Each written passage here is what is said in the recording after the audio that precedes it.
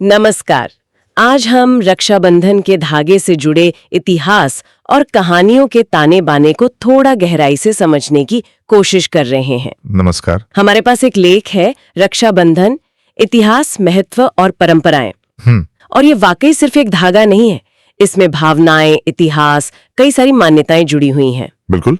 और ये त्योहार, जैसा हम जानते हैं, हर साल सावन महीने की पूर्णिमा को आता है। हाँ। तो इस लेख के जरिए हम कोशिश करेंगे कि इसकी जो अलग अलग कहानियां हैं और उनका सांस्कृतिक महत्व है उसे समझें। तो चलिए शुरू करते हैं। सबसे पहले जो कहानी दिमाग में आती है वो तो भगवान कृष्ण और द्रौपदी वाली है। हाँ, वो काफी प्रसिद्ध है। कहते हैं कि जब कृष्ण की उंगली कट गई थी, हाँ, सुदर्शन चक्र से या किसी और वजह से, तो द्रौपदी ने फौरन अपनी साड़ी का पल्लू फाड़ा और उनकी उंगली पर बांध दिया। बिल्कुल। और इसी के बदले में कृष्ण ने उन्हें एक वचन दिया, उनकी रक्षा का, जो उन्होंने बाद में निभाया भी। हाँ, चीरहरण के समय। लेकिन ये लेख हमें बताता है कि ये अकेली कहानी नहीं है, और भी कथा हैं।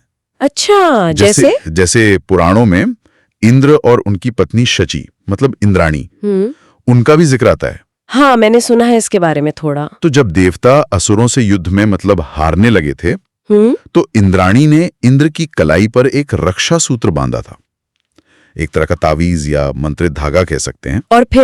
और माना जाता है कि उसी के प्रभाव से इंद्र की जीत हुई। तो यहां देखो, राखी सिर्फ बहन का स्नेह नहीं, पत्नी का सुरक्षा कवच बन गई। ये दिलचस्प है। मतलब रक्षा का कॉन्सेप्ट अलग अलग रिश्तों में दिख रहा है। हाँ, और एक और कहानी है यमराज और उनकी बहन यमुना की। अच्छा, यम और यमुना। जी, जब यमुना ने यमराज को राखी बांधी तो वो इतने खुश हुए कि उन्होंने यमुना को तो अमरता का वरदान दे दिया। वाह। और साथ में ये भी कहा कि भाई, आज के दिन जो भी भाई अपनी बहन से राखी बंधवाएगा उसे यम का डर नहीं रहेगा, वो लंबी उम्र पाएगा। तो यहाँ ये बहन की तरफ से भाई के लिए एक तरह का आशीर्वाद या जीवन दान जैसा हो गया। हाँ, कह सकते हैं। और एक छोटी कहानी गणेश जी के बेटों शुभ और लाभ की भी है। ओ हाँ। जब उन्होंने देखा कि गणेश जी की कलाई सुनी है और उनकी कोई बहन नहीं है राखी बांधने के लिए, तो उन्होंने जिद की बहन के लिए। हाँ, तो गणेश जी ने फिर अपनी शक्तियों से संतोषी माता को उत्पन्न किया ताकि शुभ लाभ को भी राखी बांध सके। ये त्योहार की एक भावनात्मक जरूरत को दिखाता है। तो मतलब पौराणिक कथाओं में ही रक्षा के कितने अलग अलग रूप हैं।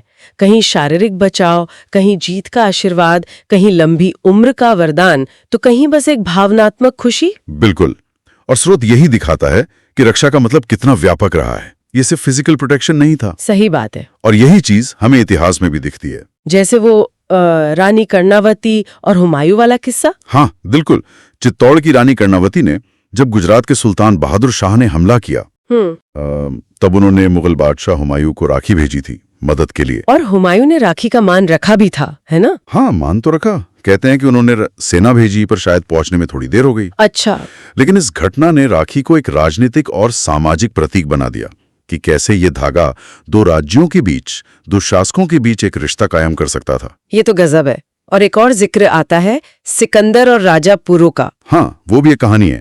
कहते हैं कि सिकंदर की पत्नी रोक्साना ने राजा पुरु को राखी भेजी थी ताकि वो सिकंदर को युद्ध में नुकसान न पहुंचाए। शायद यही वजह रही होगी। और कहानी यह है कि युद्ध के मैदान में जब पुरु को मौका मिला सिकंदर पर वार करने का, हाँ, तो उन्होंने नहीं किया। हाँ, कहते हैं कि कलाई पर बंधी राखी देखकर वो रुक गए। हाँ, राखी का सम्मान किया। कमाल है। मतलब एक पारिवारिक परंपरा कैसे कूटनीति और युद्ध के मैदान तक पहुंच गई।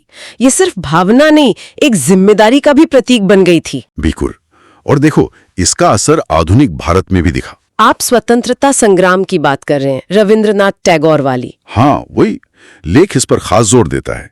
1905 में जब बंगाल का विभाजन हुआ था, हाँ, कर्जन दे किया था, तो टैगोर ने लोगों से अपील की कि वो हिंदू मुसलमान सब एक दूसरे को राखी बांधे, भाईचारे और एकता के प्रतीक के तौर पर। ये तो बहुत शक्तिशाली विचार था। हाँ, उन्होंने रक्षाबंधन को एक सार्वजनिक उत्सव का रूप दिया ताकि धर्म के नाम पर बट रहे समाज को जोड़ा जा सके। और ये कोई एकदम नई बात नहीं थी। मध्यकाल में भी राजपूत रानियों अक्सर पड़ोसी राजाओं को राखी भेजकर मदद मांगती थीं या संबंध बनाती थीं। तो अगर हम सब कुछ मिलाकर देखें तो ये त्योहार पारंपरिक रूप से तो भाई बहन के प्यार, विश्वास, जिम्मेदारी का प्रतीक है। बहन भाई की लंबी उम्र की कामना करती है और भाई उसकी रक्षा का वचन देता है। बिल्कुल। लेकिन जैसा लेख इशारा कर रहा है, आज के जमाने में इसका दायरा काफी बढ़ गया है। हाँ, ये मैंने भी महसूस किया है। अब ये सिर्फ सगे भाई बहन तक सीमित नहीं है। दोस्त एक दूसरे को बांधते हैं, रिश्तेदार, मुंह बोले भाई बहन। हाँ, और कई बार तो लोग सैनिकों को या जिन्हें वो सम्मान देते हैं उन्हें भी राखी बांधते हैं या भेजते हैं। सही कहा। यह दिखाता है कि त्योहार कैसे विकसित हो रहा है। अब जोर शायद आपसी स्नेह, सम्मान और सपोर्ट पर ज्यादा है। हाँ, ये बदलाव दिलचस्प है। पहले रक्षा का मतलब शायद ज्यादातर शारीरिक या सामाजिक सुरक्षा से जुड़ा होता था, पर आज उसका अर्थ बदल रहा है। और यहीं पर एक सवाल मन में आता है जिसके बारे में लेख भी सोचने को कहता है। क्या सवाल?